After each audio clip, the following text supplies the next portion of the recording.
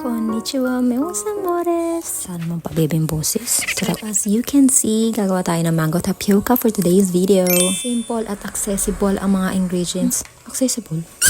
Ano naman sinasabi mo? So, yun na nga. Meron tayong mango, meron tayong tapioca. Kapag wala kayong mango gelatin, gumawa na lang kayo ng sarili nyo. Ang ginamit ko dyan is unsweetened clear gelatin. Nilagyan ko na lang yan ng asukal na konti lang naman and mango flavoring. Actually, mas sumarap pa nga. Tsaka syempre, hindi mawawala ang nata de coco. Favorite ng family. All-purpose cream, tsaka condensed milk. Check my ingredients down below. Pakibasa ng maigi ha. Huwag na kayo magtatanong sa akin. Minsan yung mga tao talaga nakalagay na nagtatanong pa. Ay, ewan. At syempre, hindi naman mawawala ang mangga kasi nga mango tapioca to, diba? Hindi rin kakalimutan ang pinch of salt kasi yan yung flavor enhancer. So, meron pa ba ako nakakalimutan? Feeling ko wala naman na. So, haluin nyo na lang yan ng bonggang-bongga hanggang kayo na ang mapagod at kayo na mismo ang sumuko sa buhay na pinili nyo. Charot.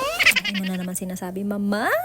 Sa lahat ng mga pinagdadaanan, try nyo tong gawin para naman tumamis-tamis ang buhay natin.